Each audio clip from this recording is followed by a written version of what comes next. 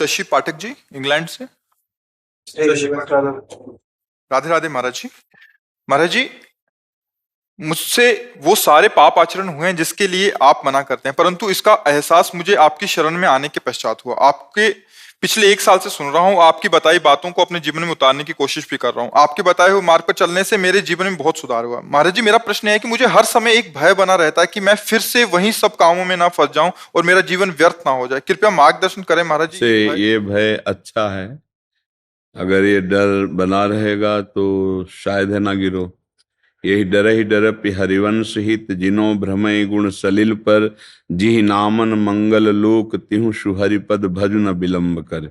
आचार्य महापुरुष जन कहते हैं कि इस डर से डरते रहना चाहिए कि मुझसे कहीं कोई पाप न हो जाए, कोई गलती न हो जाए, क्योंकि उसका बड़ा भयानक दंड होता है। अगर ये कानून से दंड नहीं मिला तो वो बड़ा भयानक कर्म गुप्त रूप से आता है, ऐसी जगह फंसाएगा जहां आपने गलती नहीं की, फिर आपको वहां मार गिराएगा, फिर वह आपको बहुत कष्ट प्रदान करेगा। कोई भी पाप ऐसे बिना दंड दिए नष्ट नहीं होता। उसी के लिए डरना चाहिए कि हमसे कोई पाप ना हो जाए। तो कैसे उस डर का सार्थक होना क्या है? निरर्थक डर तो सबको बना रहता है। सार्थक डर ये है कि जी नामन मंगल लोक त्यों सुहरिपद भज न विलंब कर। भगवान का भरोसा रखकर और नाम जप कर रहा है और डरता जाता है हमसे कोई पाप ना हो, तो वो गृहस्थी में होते हुए भी भगवान को प्राप्त कर लेगा। जो गलतियां हमसे हुई हैं आप स्वीकार करते हैं, वो गलतियां हमसे दोहराई ना जाएं, इस बात के लिए सावधान रहे, तो पूर्व की सारी गलतियों को भगवान फिर क्षमा कर देते हैं। अहम तो हम सर्व पापेभ्यो मोक्षयिष्यामि मा शुचा तस्मात् शास्त्रम प्रमाणन्ते। केवल कोरी बातों से नहीं, शास्त्र प्रमाणित बात होनी चाहिए। जिस समय हमको पता चला कि हमसे बड़े पाप हो गए, वो समय किसी संत का समागम होगा या शास्त्र स्वाध्याय होगा या किसी भी तरह से अंतःकरण में पवित्र प्रकाश हुआ, तो लोग अरे इतनी पाप में इतनी गलती हो गई हमसे, अब क्या होगा? तब एक उपाय है भगवान की शरण में हो जाना और उनका नाम जप करना। नाम जप से सब ठीक हो जाता है। तो ये डर अच्छा है और डरते रहना चाहिए। जिसका ये डर समाप्त हो जाता है उसी से पापाचरण होते हैं। देखो आज ये डर प्रकट हुआ है, क्या अगर ये कल डर होता तो भला ऐसे कार्य होते जो आप स्वीकार कर रहे हैं? तो ये डर हमको बचाएगा। समाज का डर, धर्म का डर और कानून का डर, भगवान का डर, ये जीव को पवित्र रखता है कि यार कोई नहीं देख रहा पर भगवान तो देख रहा है। नहीं भाई, हम ऐसा नहीं करेंगे। उसको भगवान की याद आ गई, वो भगवान से डर गया, बच गया। या अपने धर्म, नहीं मेरा धर्म है नष्ट हो जाएगा, मैं ऐसा नहीं करूंगा। धर्म का भय, शास्त्र का भय, भगवान का भय, समाज कानून का भय, ये जीव को पवित्र रखता है। और जिनके भय नष्ट हो जाते हैं वो राक्षस हो जाते हैं। अब देखो ना, मनुष्य रूप में वो राक्षस हो जाते हैं, वो मनमानी पापाचरण करते हैं और नष्ट हो जाते हैं, फिर उनकी दुर्गति होती है। तो ये डर तो अच्छा है, पर इसकी सार्थकता यही है कि नाम जप कीजिए। जी नामन मंगल लोक त्यों, जो नाम तीनों लोक का मंगल करने वाला है वो राधा राधा राधा नाम जप करो और ये डरते रहो। ये डर तो सबको है, जो धर्म से चलता है उसको डर बना रहता है, कहीं मेरे से कोई गलती ना हो जाए, कहीं मेरे से कोई ऐसी त्रुटि ना हो जाए जिससे हमारा किया करा सब मिट्टी हो जाए। हे प्रभु, ऐसा बल देना, ऐसा बचा के रखना, हमसे कोई पाप ना हो, कोई गलती ना हो। हर धर्मात्मा पुरुष, हर अच्छा पवित्र हृदय वाला ऐसा डरेगा, और जो डरता है वही निर्भय हो जाता है। और जो इस डर नहीं डरा तो फिर उसको कानून है, भगवान के विधान है, ये डराता है। बहुत बुरी दुर्दशा होती है। हमारा मन ही हमको दंड देने लगता है, जलाने लगता है, ग्लानि करता है। इतनी ग्लानि हो जाती है कि वो ये चाहता है कि मेरी मृत्यु हो जाए। जब ज्यादा पाप हो जाते हैं ना, तो अपने हाथ से अपना वो नाश करता है, उसका मन ही उसको मार देता है। ये क्या होता है? अंदर की सलाह है ना, वही मन जिसने गलत आचरण करा है वही सलाह देकर उसे मार देता है। इसलिए ये डरो कि हमसे पाप ना हो जाए और नाम जप करो।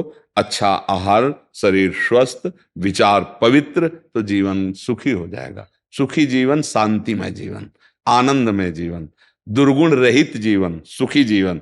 ये दलिद्र जीवन, अपवित्र जीवन, बड़ा गंदा जीवन। देखो ना, पर बहन बेटियों की तरफ वही राक्षसी बुद्धि, मांस आदि खाना राक्षसी बुद्धि, मदिरा पीना राक्षसी बुद्धि, छोटे छोटे बच्चे हैं जिनको कुछ ज्ञान ही नहीं हित हित का और उनके साथ अहित बर्ताव। तो ये क्या है? ये क्या है? अपनी केवल वासनाओं का पोषण तो राक्षस बना दिया। जो तुम्हारे द्वारा पोषित होने चाहिए उनका शोषण हो रहा है, जो तुम्हारे द्वारा रक्षित हैं उनका तुम शोषण कर रहे हो। तुम्हारी बुद्धि क्या है? बुद्धि बिगड़ जाए तो जो पिता अपने बच्चों की रक्षा करने का धर्म है वो उसको भूल जाता है और उससे गलती हो जाती है। इसीलिए डरो और नाम जप करो और अच्छे चरित्रवान बनो। जो गलती हुई वो भगवान क्षमा कर देते। भगवान का बड़ा करुणामय स्वरूप। पर क्षमा उसी का होता है जो अबलो नशानी अब ना नशयूं, आज तक किया अब नहीं करूंगा। और अगर फिर यही चलता रहा तो प्लस होता रहेगा, फिर नहीं कटेगा। फिर तो अवश्य में वो भोक्तव्यम कृतम कर्म शुभाशुभम, फिर आपको अपने कर्म भोगने पड़ेंगे। तो ये डरो और अच्छे आचरण से चलो। Advocate Arun Kumar ji, supreme court. Radhe Radhe महाराज जी। महाराज जी, मन विकल्प अधिक लेता है, संकल्प कम लेता है। संकल्प विकल्प दोनों बंधन कारक है। न संकल्प लेने दे तो विकल्प की गुंजाइश ही नहीं। संकल्प से ही विकल्प है, राग से ही द्वेष है, काम से ही क्रोध है। समझ रहे?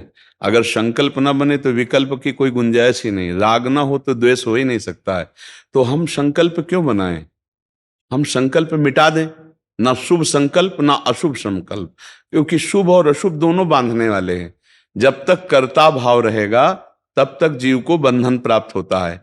अहंकार विमूढ़ात्मा कर्ता हमिति मन्यते। मैं शुभ कर रहा हूं तो बिना किसी प्रेरणा के अशुभ होंगे ही, क्योंकि कर्ता है तो शुभ और अशुभ दोनों होंगे। अगर हम किसी से राग करेंगे ना तो अनुकूलता में उससे राग रहेगा, जिस दिन वो प्रतिकूल होगा तो द्वेष हो जाएगा। ऐसे ही हम संकल्प विकल्प करना बंद करें, हम नाम जप करना शुरू करें। नाम में मन को लगाओगे तो टाइम ही नहीं संकल्प विकल्प। भगवत चिंतन में अब मन को लगाओ। देखो, सच्चा ज्ञानी वही है जो अपने को सुधार ले। सच्चा न्याय वही है जो अपना कर ले। हम अपने न्याय को भूल गए हैं। दूसरों को दोषी साबित करके, निर्दोष साबित करके हमारा पूरा जीवन निपट गया। आप तो वकील हैं, पूरा संसार वकील है।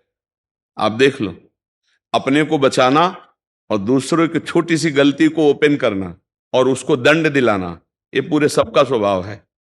सच्ची वकालत यह है कि हम मन से लड़ जाएं और दोषी मन को बंदी बना लें और निर्दोष भाव से परमात्मा शरण में हो जाए, तो सच्ची वकालत साक्षी हो गई।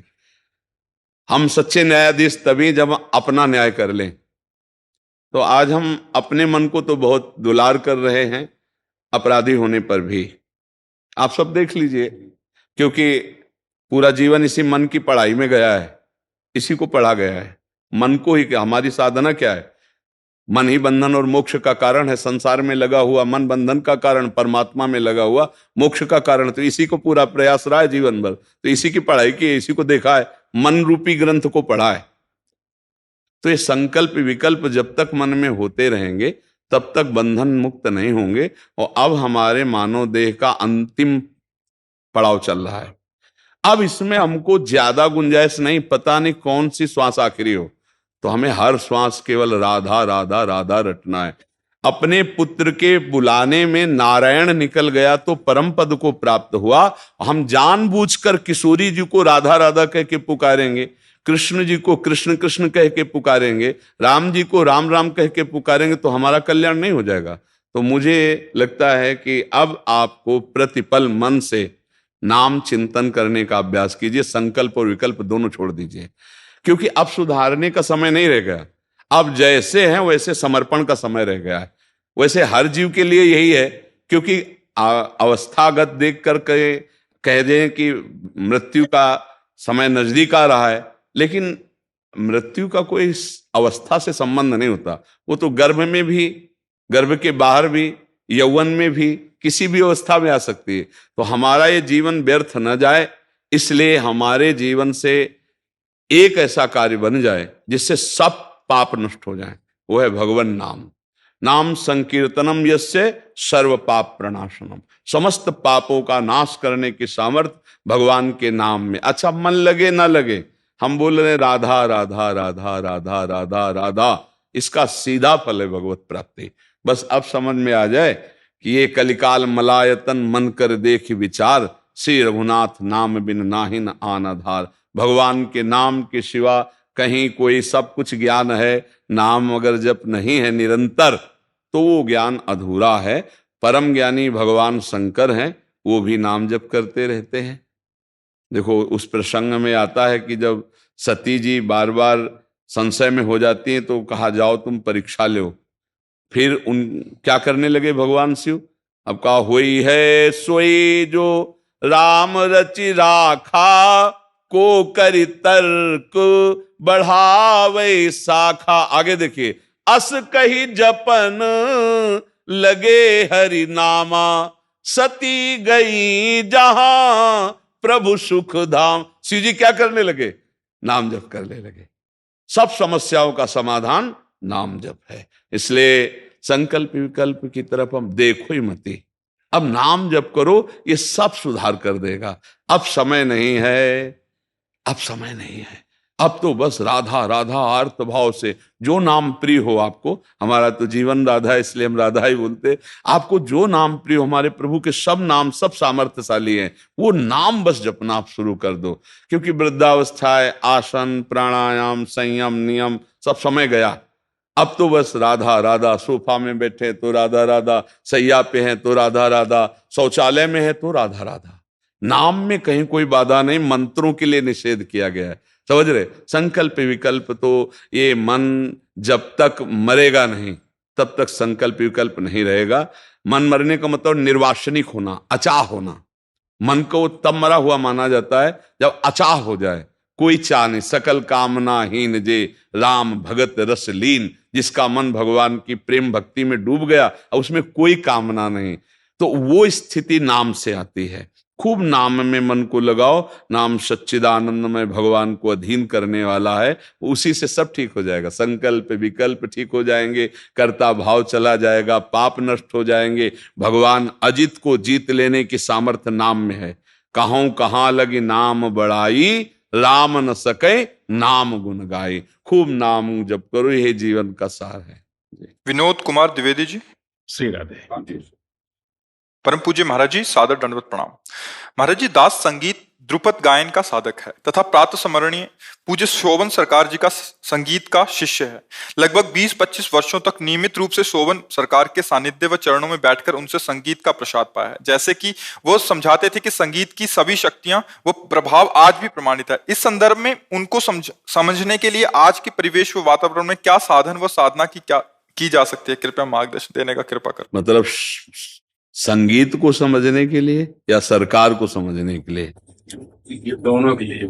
सरकार के लिए तो जैसे भगवान के लिए कहा गया, सोई जाने जेह देहु जनाई, और जानत तुम्हें तुम्हें हो जाई। तो देवर्षि नारद जी ने लिखा है, महत संगस्तु दुर्लभो अगम्यो अमोघश्च। महापुरुषों का पहले तो संग दुर्लभ है। जब हरि की अत्यंत कृपा होती है तब महापुरुषों का संग मिलता है। महापुरुष किसे कहते हैं? कई बार चर्चा में कहा है, जो मद मोह और मदन तीन का मर्दन कर देता है उसे महापुरुष कहते हैं। जिसके अहंकार नहीं है, जिसके मोह नहीं, निर्मम है, जो ममता रहित है और जो काम विजयी है, वही महापुरुष कहा जाता है। और जो निरंतर भगवान में स्थित वही ऐसा कर सकता है। तो जो भगवान में स्थित महापुरुष हैं उनको बाहरी नजर से नहीं देखा जा सकता। जिन सरकार को देखा गया कि बड़े बड़े दुखी लोगों को, रोगी लोगों को ऐसे ठीक कर दे, उन्होंने सबका रोग लेकर अपना पैर ना, अब कैसे कोई समझेगा? अब अगर ये समझाना चाहो तो कहेंगे कि अगर इतनी सामर्थ्य थी तो अपना क्यों नहीं ठीक कर लिया। लोग बाहरी परिवेश से महापुरुष को नहीं जाना जा सकता। हम इन्हीं महापुरुषों के जूठन पाए हुए हैं, ये मतलब इन्हीं के घर के हैं, ऐसा समझिए। सैनपुर का नाम सुना है? बाबा सरकार मग्नानंद सरस्वती, वहीं हम रहते थे, बहुत समय तक वही रहे। गए भी हैं, गए भी। हाँ, तो सरकार के बहुत दुलार भी मिले हैं, तो उन्हीं की कृपा से, महापुरुषों की कृपा से भगवत मार्ग में चला जाता है। तो जैसे भगवान के लिए है कि सोई जाने जेहि देहु जनाई। अब जैसे महापुरुषों के पास आप जा करके उनके बाहरी परिवेश को देखकर अपनी कामनाओं की पूर्ति चाहते हैं तो वो हो जाएगी, लेकिन आप महापुरुष को नहीं जान पाएंगे। महापुरुष को जानने के लिए उनका बच्चा बनना पड़ता है, उनका निज जन बनना पड़ता है, और कोई भी आज्ञा उनकी अवहेलना न करो, उल्लंघन न करो, तो धीरे धीरे वो अपने को प्रकाशित करते जाएंगे। उनका जो स्वरूप है वो ब्रह्म स्वरूप है, वो साक्षात भगवान है। लेकिन बाहरी परिवेश से आप नहीं समझ सकते। बाहरी परिवेश देखने से तो वैभव, लोक व्यवहार का संग्रह, तो आप अपनी कामनाओं की पूर्ति लेकर जब वहां जाएंगे तो भागवतिक दिव्य प्रभाव आपकी कामना की पूर्ति कर दे, लेकिन महापुरुष का परिचय नहीं मिलेगा। एक बार हम गए लगभग 2 बजे, तो उस समय सरकार अंदर थे, तो रामबाग के पीछे खेत है, वहीं जाके बैठ गए। करीब 20-25 साथ में होंगे सब साधक जन, बैठ गए कि अब 4 बजे सरकार का दरवाजा पीछे वाला खुलेगा, तब फिर मिलेंगे।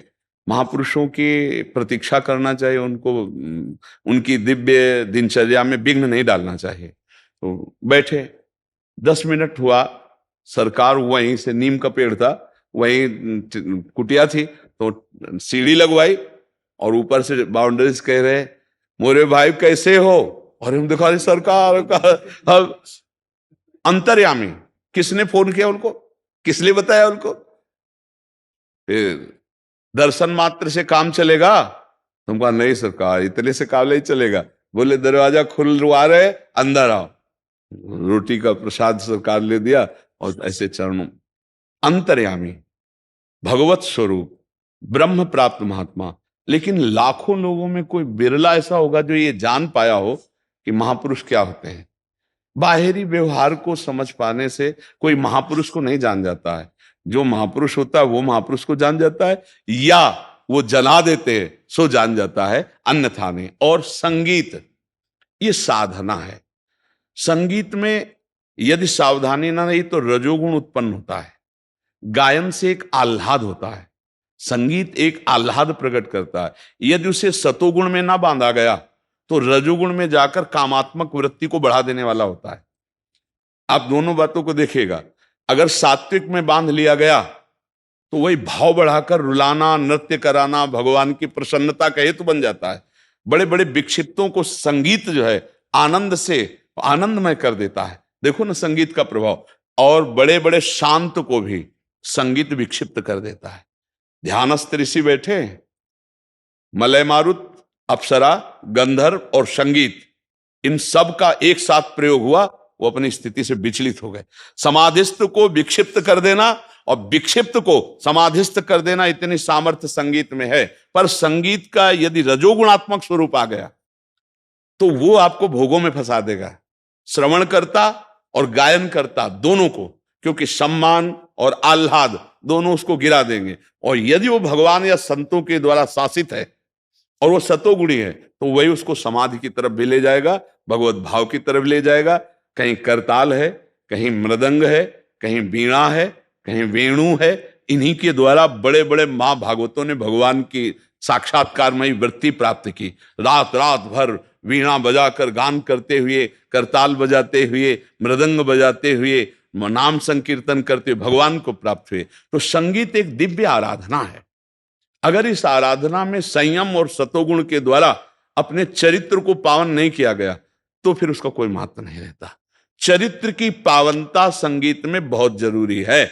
और प्रायः चरित्र अपवित्र हो जाता है रजोगुणात्मक भाव में बढ़ जाने से। धन की प्रधानता, मान की प्रधानता, लोक रिझाने की प्रधानता। संगीत एक अपने आप में भगवान की प्राप्ति का दिव्य साधन है, पर वो सतोगुण से युक्त हो और चरित्र पावन हो और किसी महापुरुष के शासन में हो तो भगवत प्राप्ति का हेतु हो जाएगा। नहीं तो रुपया और भोग सामग्री और भोग वृत्ति ये तो मिल ही जाएगी, अर्थात वो गिराने का भी काम कर देगा। तो संगीत का केवल उपयोग पैसा के लिए, समाज रिझावे के लिए नहीं है। उसका उपयोग है सच्चिदानंद भगवान सबके हृदय में बैठे, वो आनंदित हो, आह्लादित हो और मेरी दृष्टि भगवत भाव में बदल जाए। बड़े बड़े महापुरुषों में संगीत, हमारे स्वामी हरिदास जी महाराज और नारद जी महाराज, बड़े बड़े महापुरुषों में आप देखो संगीत के द्वारा भगवान को रिझा रहे हैं। तो संगीत भगवान के रिझाने का भी विषय, और ये एक साधक की साधना है। जितना पवित्र चरित्र वाला होगा उतने साधना उसकी प्रवीण होगी, पर वो भगवान के निमित्त से हो। केवल लोक रिझावे के लिए अगर हुआ तो देखो बहुत बड़े बड़े गायक हुए, संगीतकार हुए, क्या रखा, क्या उससे भगवान की प्राप्ति हुई? उनको क्या नहीं होगी। क्योंकि वो लोक सम्मान मिला, रुपया मिला, इस लोक में यश हुआ, पर वो भगवान को नहीं रिझा पाए। अगर वही भगवान के लिए, एक बार तानसेन जी ने जब आलाप लिया अकबर की सभा में, तो अकबर ने कहा तानसेन विश्व में तुम्हारे जैसा गायक नहीं। तो उनका कहा नहीं महाराज जी, नहीं नहीं, हमारे गुरु को तो आपने सुना ही नहीं, गुरु हमारे स्वामी हरिदास जी हैं। तो उनका बुलाओ दरबार में, तो उनका वो आपके दरबार में नहीं आ सकते। क्यों? बोले अकिंचन महापुरुष है, आपको चलना पड़ेगा। और वहां का आदेश नहीं किसी राजा के प्रवेश का, तो आपको साधारण वेश में। तो उस समय स्वामी श्री हरिदास जी महाराज निधिवन में विराजते थे। बादशाह अकबर साधारण वेश में आया, कहा सामने नहीं जाने देंगे, आप यहीं लता में छुप के बैठिए। स्वामी जी महाराज जी, बिहारी जी महाराज जो यहाँ विराजमान, मंदिर में उस समय निधिवन में ही प्रकट हुए, तो वहीं विराजमान थे। स्वामी जी महाराज ललिता जी के अवतार, जे ही आलाप लेके गान किया तो भूल गया अकबर कि मैं छुप के बैठा हूं। कहा वाह वाह वाह वाह। स्वामी जी ने कहा कि तानसेन से कहा तुम्हारे सिवा और कोई है? तो उनका क्षमा करो स्वामी जी महाराज, बादशाह अकबर आया। तो उनका ये पद जूठा हो गया, ये हमारी वाणी जी में न लिखा जाए। क्यों? हम केवल बिहारी जी को सुनाते हैं। तब बादशाह के ताज रखा चरणों में, कहा सेवा। तो उनका हमारी सेवा तुम करने के सामर्थ्य नहीं रखते हो। तो उनका नहीं, आप आदेश तो कीजिए। तो उनका जाइए केसी घाट में एक सीढ़ी टूटी, उसको बनवा दी। तो स्वामी जी से कहा कि आप जानते हैं किससे बात कर रहे हैं? बादशाह से।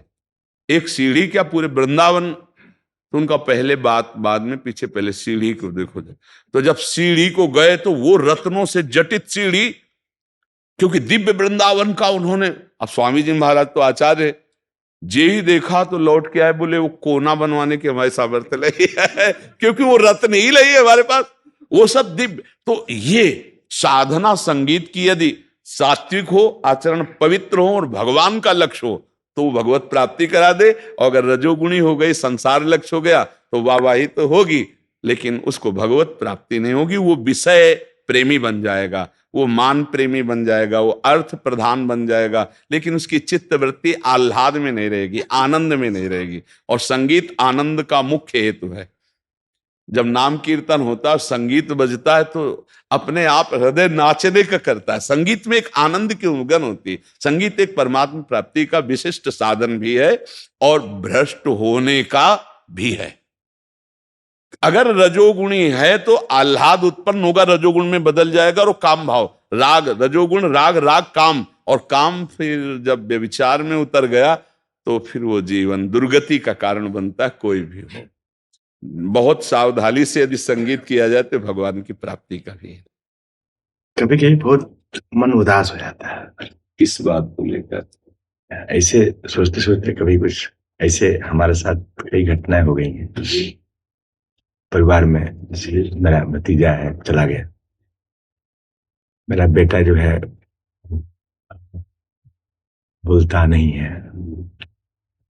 मैंने तो कुछ ऐसे रहते हुए कुछ मैंने जानबूझ के हमने कुछ किया नहीं है। एक बात आपको ये ध्यान रखना है, पहला, इसका नाम मृत्यु लोक है। यहाँ जो भी आया है ठीक राइट समय जाएगा। वो गर्भ का भी राइट समय हो सकता है, बाल्यावस्था का भी हो सकता है, यौवन अवस्था का भी हो सकता है। इस पे तो सोचना ही नहीं है। जो जीव जितने समय के लिए आया उसको उतने समय में ही जाना होगा। समझ रहे ना? उसकी रक्षा नहीं हो सकती, किसी भी तरह से नहीं हो सकती। नहीं, अभिमन्यु भगवान श्री कृष्ण का स्वयं का भांजा है, सुभद्रा जी के पुत्र है और अर्जुन के पुत्र है। लेकिन युद्ध भूमि में नई अवस्था में जा रहे हैं ना, जब अर्जुन बहुत पश्चाताप करें तो भगवान उनको, हर जीव का समय है, वो जाएगा।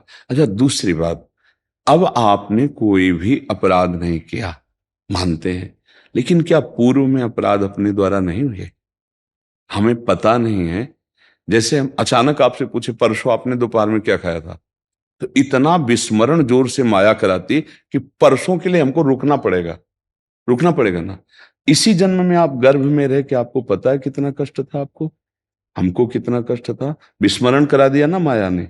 ऐसे ही हमारे द्वारा कुछ पाप हुए हैं और कुछ शुभ कर्म हुए। शुभ कर्म हुए तो आपको एक पद मिला हमारे भारत की सेवा का, और अशुभ कर्म हुए तो वो संग मिला। अब आप जीवन भर उससे पीड़ित रहे, अंदर आपको कष्ट देता रहेगा, वो आपका कर्म है। उस जीव के रूप में आकर वो आपको प्रियता के कारण आपको जब आप देखेंगे तो आपका मन उदास करेगा। परिवार का संयोग ऐसा बनाया जाएगा, आप कष्ट से रहेंगे। इसका मतलब ये नहीं कि हम दुख और सुख में डूब जाए। अब हमको विवेक का आश्रय लेना है। भगवान नाम जप करते हुए हमको इतना ज्ञान प्राप्त हो जाए कि हर जीव के रूप में भगवान आकर हमारे कर्म का केवल भोग करा रहे। यहाँ कोई किसी का पुत्र नहीं। उस जीव को आप जानते कौन है? मतलब पुत्र के रूप में, भतीजे के रूप में जो जीव था, आप जानते कौन है? पूर्व में कौन था, अब कहाँ गया है? आप केवल अपने स्वार्थ संबंध को जानते। मेरे भाई का पुत्र था वो, और ये मेरा पुत्र है, बस इतना। किस कर्म से, कौन से संयोग से है, अपने लोग नहीं जान पा रहे। इसीलिए अध्यात्म और नाम जप की अत्यंत आवश्यकता है। हमें लगता है नाम जप कीजिए और प्रसन्न रहना सीखे, हर स्थिति में प्रसन्न। हमारे ही किसी कर्म का वो फल है, किसी और का नहीं। अवश्य में भोक्तव्यम कृतम कर्म शुभाशुभम, निज कृत कर्म भोग सुन भ्राता। एक ऑफिसर पुलिस के आते थे, हितधाम में थे, वो अपने बच्चे को साइकिल चलाना सिखा रहे थे, स्कूल के लिए ऐसे तैयार कर। उनका पैर फिसला और बच्चे के ऊपर ऐसे गिरे कि ब्रेक जो होती ना, ब्रेक और हैंडल की ब्रेक, वो बच्चे के, और वहीं वो शरीर शांत हुआ। वो इतने विकल आते थे तो विकल होकर के आए कि मेरे द्वारा मेरे बच्चे की, तो उनसे कहा नहीं गलत, ये संयोग है ना। आप भला मार कैसे सकते हैं आपका प्राण से प्रिय पुत्र? आप सहन नहीं कर पा रहे हैं, आप विकल हैं, ये एक संयोग, कर्म का संयोग। देखो जबरदस्ती ऐसा करवा दिया। जरा थोड़ा विचार किए, क्या वो व्यक्ति चाहता था ऐसा हो जाए? क्या कोई अपने जीवन को ऐसा नष्ट करना चाहेगा? कर्म ने ऐसा नष्ट करवा दिया, पूर्व का कर्म ऐसी घटना पैदा कर दी। इन सब बातों को अपने लोग विचार करें और प्रसन्न रहना। कि क्या विचारों से ही प्रसन्नता आने लग जाएगी? बस केवल विचार, अगर शुद्ध विचार हमारे नहीं होंगे तो हम डूब जाएंगे, परेशान हो जाएंगे। इसके लिए हमें विचार की आवश्यकता है। कष्ट है ना, अगर हम इस कष्ट को अपने विचार में स्वीकार कर लें तो अभी मैं रोगी हो जाऊंगा। हमने विचार में इसको स्वीकार ही नहीं किया। महर्षि, विचार कैसे बनते हैं? नाम जप से। जितना हमारे अंदर आध्यात्मिक पावर आएगा उतना उत्तम विचार हमारे अंदर आएंगे।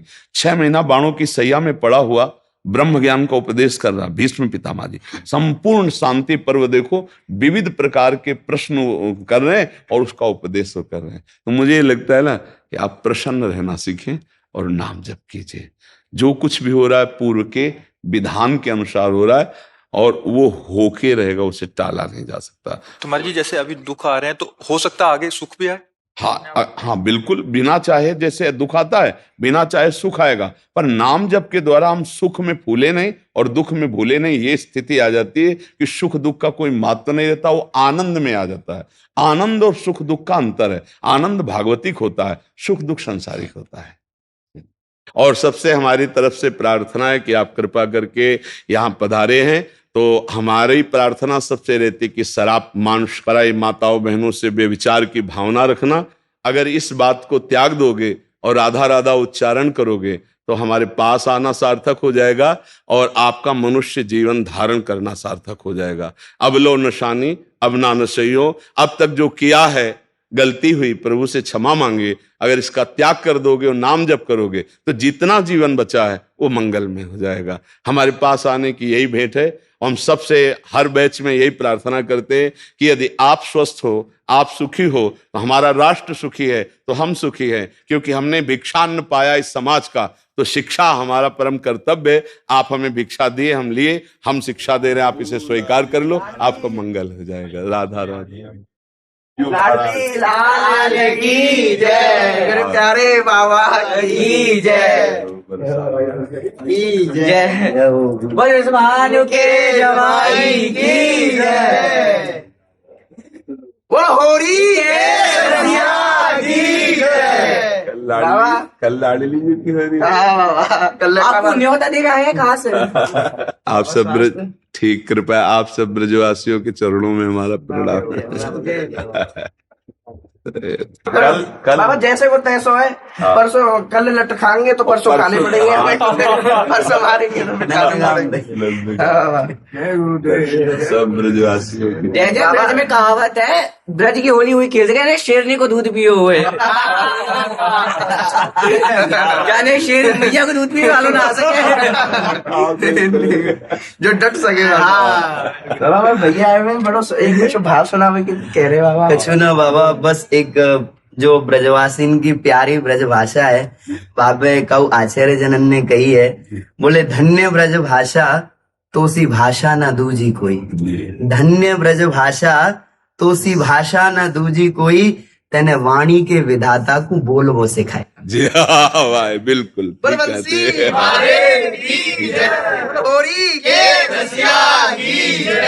ठीक है बाबा डंडो। मन में एकदम लगता है क्या स्वागत आप आनंद करो बाबा, बस आप आनंद यही कहेंगे पूरा आनंद करो चकान किशोरी जी तो यही कहे, हमारे बाबा को आनंद में रख किशोरी। आपको ऐसे बैठ तो देख के हमें आनंद, प्रसन्नता है, हमारा हृदय खिल ऐसा जाए लगा। बाबा।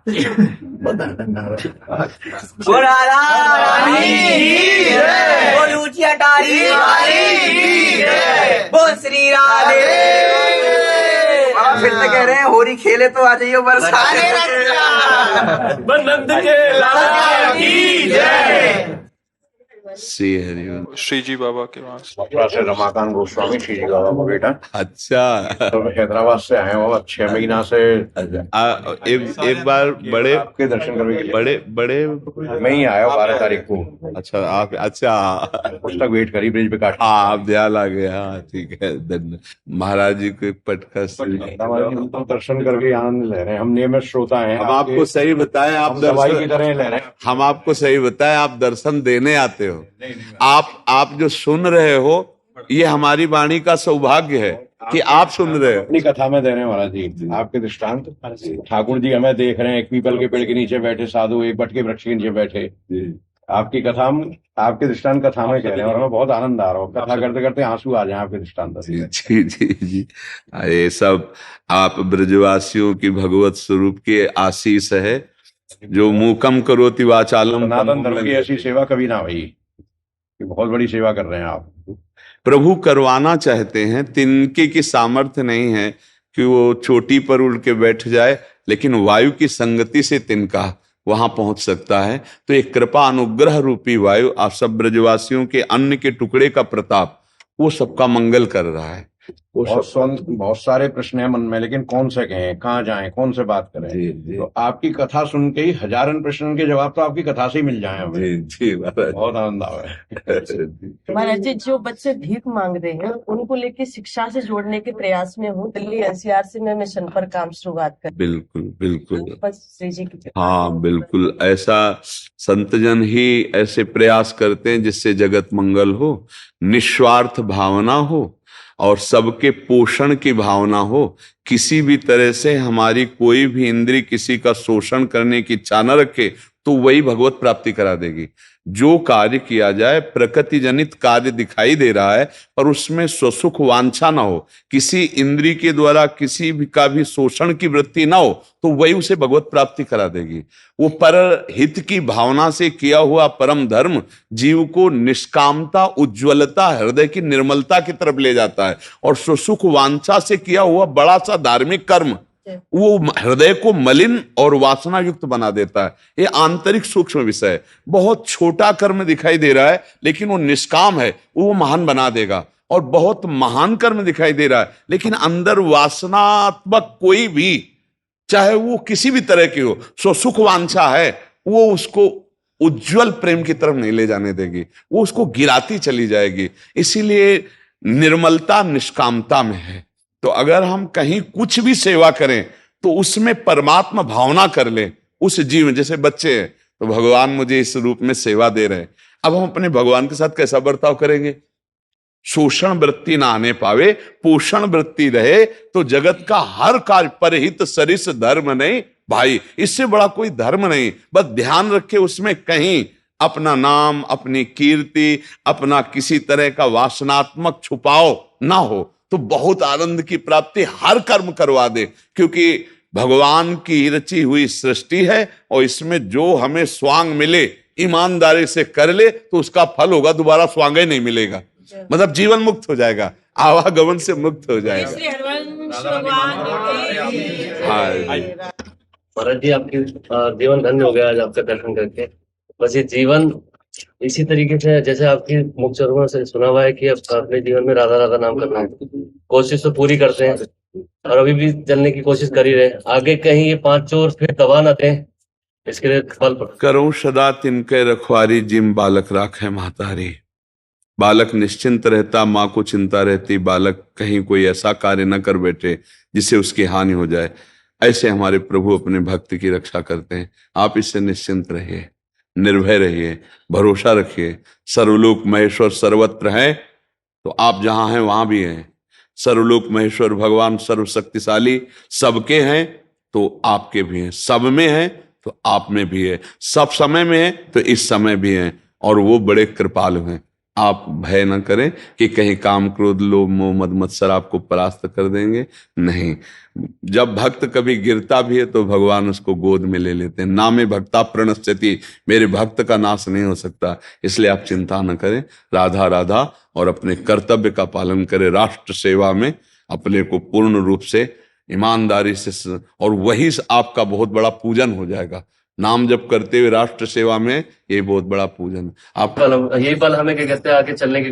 हाँ, आप बिल्कुल निश्चिंत रहिएगा, ठीक है। सीम की चाप सके तो को तासु, बड़ रखवार रमापति जासु। हाँ, भगवान जिसके रक्षक उसे कोई परास्त नहीं कर सकता।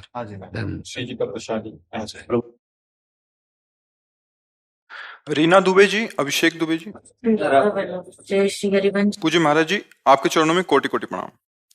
महाराज जी, मुझे मेमोरी लॉस, चेतना शक्ति शून्य की बीमारी है। महाराज जी, मैं जब से आपसे जुड़ी हूं और आपको सुन रही हूं तब से नाम जप करती हूं, पर कभी कभी ऐसा हो जाता है कि जिस दिन मेरा मेमोरी लॉस होता है तो कुछ घंटों तक मैं कुछ सोच समझ नहीं पाती और बिना नाम जप ही सब कुछ अन्न जल ग्रहण कर लेती हूँ। पर जब मैं सामान्य अवस्था में हो जाती हूँ तो मुझे जब ये समझ या याद आता है तो मैंने बिना राधा नाम जप खा लिया, मुझे कुछ समझ नहीं आता। महाराज जी, उस परिस्थिति में इसका आप ऐसा भाव लीजिए कि जैसे हम नींद में जा रहे होते हैं, जो अखंड भजन की वृत्ति की बात करें, तो हम शयन में जा रहे थे तो राधा राधा राधा राधा राधा सो गए।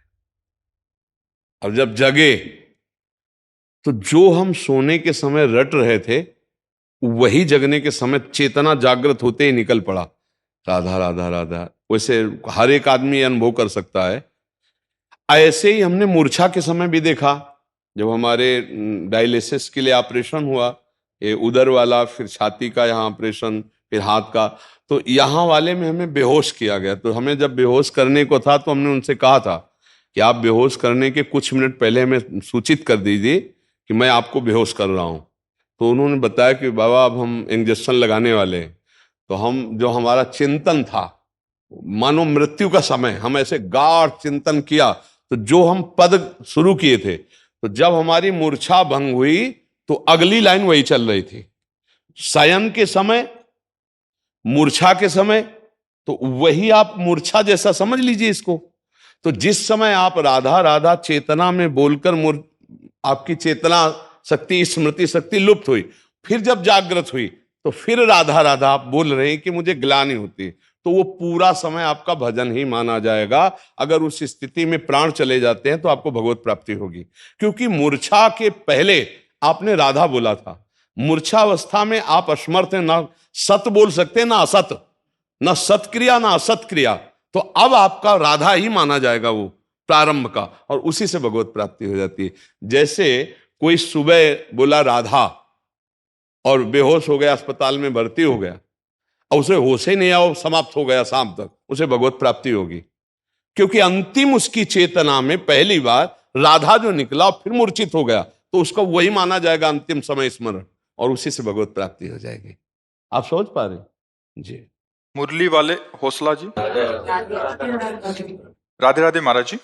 महाराज जी, मैं पिछले 20 वर्षों से बेजुबान जीवों की सेवा व उन्हें बचाने का कार्य करता हूं। महाराज जी, सांपों को काटने से भारत में हर वर्ष लगभग 50,000 लोगों की मृत्यु हो जाती है, जिसका मुख्य कारण झाड़ फूक, तंत्र मंत्र, जड़ी बूटी व अंधविश्वास है। महाराज जी, इसी अंधविश्वास को दूर करने के लिए मैं अपनी एक छोटी सी टीम के साथ प्रयासरत हूँ।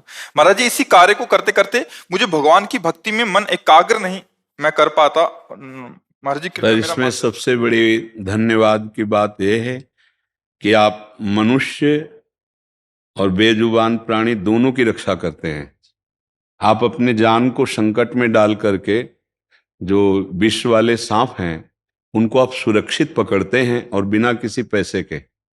सर्प मित्र का तात्पर्य यही होता है कि वो कोई भेंट नहीं लेते हैं और आप उनको भी सुरक्षित जंगल में छोड़ते हैं और जिनके घरों से पकड़ा उनकी भी सुरक्षा हो जाती है। तो ये तो बहुत बड़ी समाज की और हमारे भगवान की सेवा है। हाँ, आप सांप में भी भगवान को देखें और जिसके घर से सांप पकड़ें उनमें भी प्रभु की भावना करें। उनके बिना तो कुछ है नहीं। ये जो चैतन्यता है, चेतनता है, श्री भगवान की है।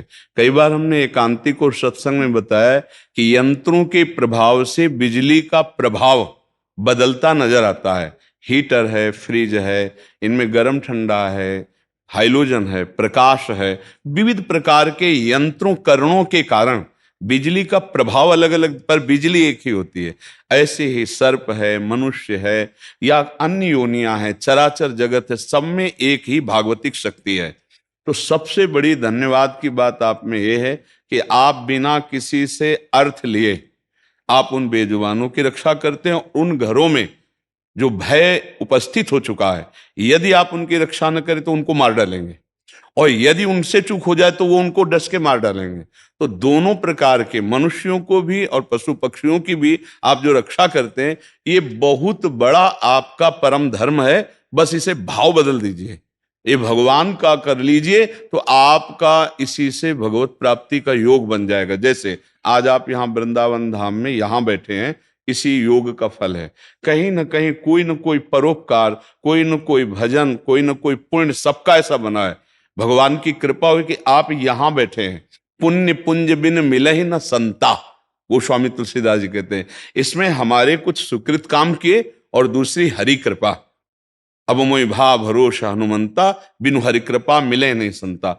अब बस इसी साधन का सुधार ये हो जाए कि यदि हम नाम जप करते हुए और उनमें भगवत भाव करके जो आप सेवाएं करते हो, उसे भगवान की सेवा में बिल्कुल निष्काम सेवा है। क्योंकि प्राय हम जो सर्प मित्र जन मिले हैं तो उन्होंने यही बताया कि हम अर्थ नहीं लेते। तो सबसे बड़ा कार्य परोपकार का यह होता है कि अपने प्राणों की बाजी लगाकर हम दूसरे के प्राणों की रक्षा करते हैं उन जहरीले जीवों से जिनके डसने के बाद केवल अस्पताल में ही उपाय है कि अगर तत्काल पहुंचाया जाए तो बच सकता है, दूसरा कोई उपाय नहीं। अच्छा, पीछे ऐसा नहीं कि मंत्रों में बल नहीं था, पीछे ऐसे मंत्रज्ञ थे जो मंत्र की साधना करके उसे सिद्ध किए हुए थे। जैसे तस्मात् शास्त्रम प्रमाणम थे, जन्मेजय जी ने बड़े बड़े मंत्रज्ञों को व्यवस्थित किया था। परीक्षित जी को तक्षक सर्प काटने आएगा तो मंत्र बल से उसको रोकेंगे और अगर काट लेगा तो उसके जहर को उतारेंगे। लेकिन यह पता नहीं था कि तक्षक सिद्ध सर्प है, वो कोई साधारण सर्प नहीं है।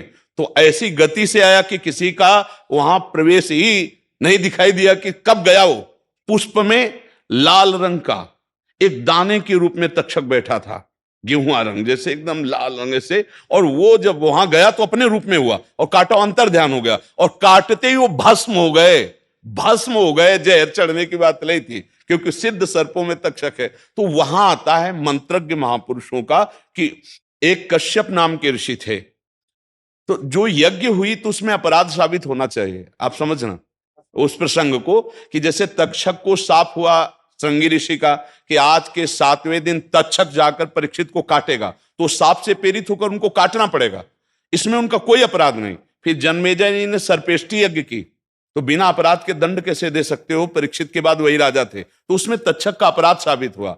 जिस समय तक्षक आ रहा था तो एक कश्यप नाम के महर्षि, आप महाभारत में पढ़िएगा, वो आए तो तक्षक ने देखा ये तो बड़े मंत्रज्ञ हैं, तो उनसे कहा कि आप कहां जा रहे हैं? उन्होंने कहा परीक्षित जी को तक्षक काटेगा और मैं बचा लूंगा। तो बोले इतनी सामर्थ्य आपके मंत्र में है कि तक्षक काटे और बचा लो? तो बोले अवश्य। तो बोले मैं तक्षक हूं, ब्राह्मण के वेश में था, और मैं सर्प रूप धारण करके इस वट वृक्ष को काटता हूं और काटते ही भस्म हो जाएगा।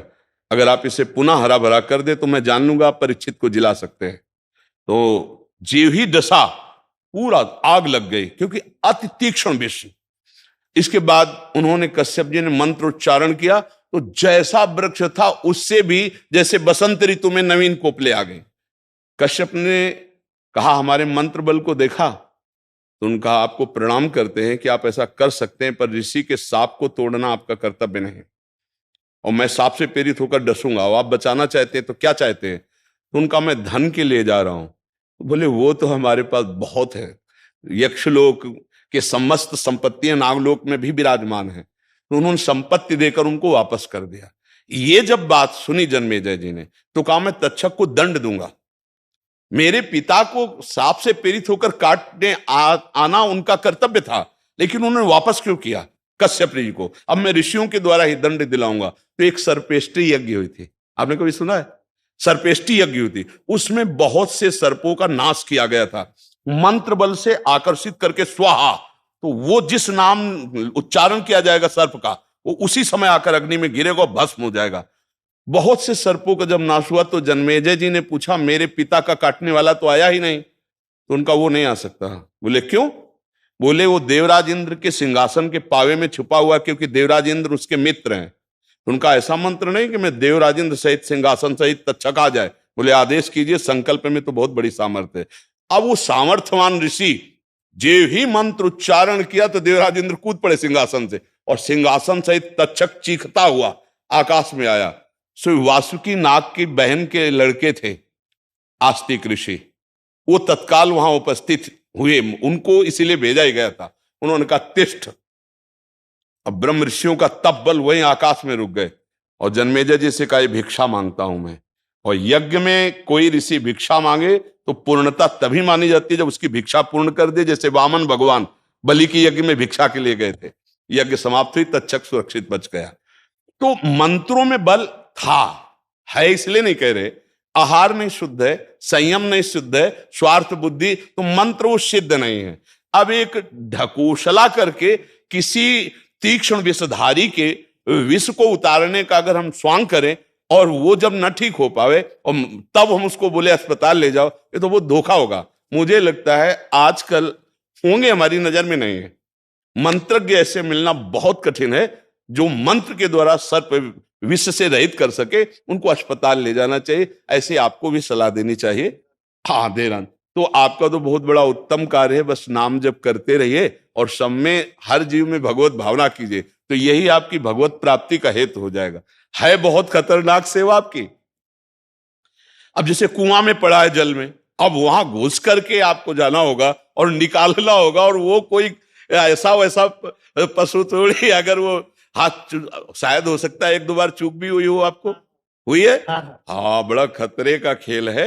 ऐसे ऐसे जहरीले सांप हैं कि 3-4 घंटे में ही काम तमाम कर दे। 1 घंटे 40 मिनट में 1 घंटे 40। हाँ, तो आपको तो धन्यवाद है कि आप भारत के कोने कोने जाते हैं गुरुजी, हाँ दूर दूर तक, हाँ। मतलब पूरे भारत में चाहे जब चाहे जहाँ, हाँ 24 बिल्कुल। घंटे सेवा। तो आप अपने किराए से जाते हैं? हाँ, अपनी गाड़ी से, अपने टीम के साथ। हाँ, बहुत सुंदर है, तो धन्यवाद का पात्र है। हमें बहुत अच्छा लगा, क्योंकि परहित सरिस धर्म नहीं भाई, दूसरे का हित करने के समान कोई धर्म नहीं। और प्रायः हमारे गांव नगरों में ये पाए जाते हैं, सर्प पाए जाते हैं, और वो घरों में घुस जाते हैं। जैसे वर्षा हुई तो उनके जहां निवास स्थान जल आदि भरा, तो वो खान पान के लिए भी बाहर निकलते हैं। तो किसान हैं, उनके घरों में है, और आप जाकर उनकी रक्षा करते, बहुत बड़ी बात है, नहीं तो लोग मार देते हैं। और हमारे सर्पों का भी बड़ा प्रकृति में योग है। जैसे सर्प ना हो तो फसल खाने वाले जो चूहे आदि हैं वो नष्ट कर दें किसानों की फसल। हर जीव का एक दूसरे से योग है। हाँ, जैसे अपने लोग हैं ना, तो हर जीव का योग है। हम हर जीव को सुरक्षित रखें तो हमारी प्रकृति सुरक्षित रहेगी। आज जैसे वृक्षों का नाश हो रहा है, जैसे पशु पक्षियों का, तो इस तरह से हम बहुत ही कमजोर होते चले जा रहे हैं। आज वातावरण में आप देखिए बहुत अधिक कार्बन डाइऑक्साइड फैल रही है। ऑक्सीजन जो शुद्धता चाहिए वो इसीलिए नहीं मिल रही, बड़े बड़े वृक्षों का नाश किया जा रहा है। हर प्रकृति के जीव का, हर प्रकृति का हमारे जीवन के लिए बहुत बड़ा उपयोग है। अच्छा, ये जहर जो भगवान ने रचना करी है, ये औषधि के भी काम में आते हैं, बड़ी बड़ी औषधियों के काम में आते। जैसे संखिया जहर है, धतूरा जहर है, इनका जहर है, ये बड़े बड़े जो असाध्य रोग हैं उनकी औषधियां भी इनके द्वारा बनती है। तो हमारे जीवन में बड़ा उपयोग है। सांप के जहर से ही सांप का एंटीवेनम तैयार होता है। जब सांप काटे तो वो लगता है, उसी के जहर से बनता है। अच्छा, हाँ, एंटीवेनम कहते हैं। अच्छा, हाँ, तो इसलिए इनकी रक्षा भी होनी चाहिए, और वो सहज कोई कर ले सकता। जैसे सांप निकला, मान लो विषधारी, तो सबसे पहले आदमी डर जाता है और दूसरी बात उसके दिमाग में होती है इसे मारो, ठीक है ना। अब आप जा करके उसको ये संबोधन करते हैं, आप भय रहित रहिए, ये तुम्हारा काल नहीं बन पाएगा, हम इसको भी सुरक्षित करेंगे उसको। ये बहुत बड़ी बात है, क्योंकि छोटे मोटे कार्य करना अलग बात है, मृत्यु से खेलना है। चूक हो जाए तो मृत्यु से खेलना, 5 पैसे लेने नहीं आपको।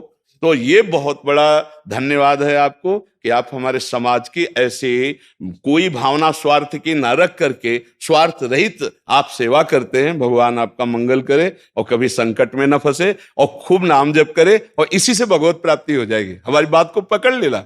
हाँ, परहित सरिस धर्म नहीं भाई। जिस समय जटायु जी ने सिया जी की रक्षा की, जितना बल था रावण ने काट के फेंक दिया, तो जब भगवान श्री राम की गोद में ऐसे जो दशरथ जी को सौभाग्य नहीं मिला, वो जटायु जी को सौभाग्य मिला। अंतिम समय जब प्राण त्याग रहे थे तो उन्होंने उनका तात कह के संबोधन किया राम जी ने, और कहा ये जो तुम्हें गति मिल रही ना, ये मैं नहीं दे रहा हूं, ये तुम्हारे कर्म से प्राप्त हो रही। तुमने जो सिया जी की रक्षा के लिए अपने प्राणों को समर्पित किया, इसके परिणाम से तुझे परम पद प्राप्त हो रहा। और भगवान के सामने ही गीध देह तज धरि हरि रूपा, तुरंत भगवत स्वरूप होकर परम धाम को गया। एक सेवा बनी थी सिया जी की रक्षा।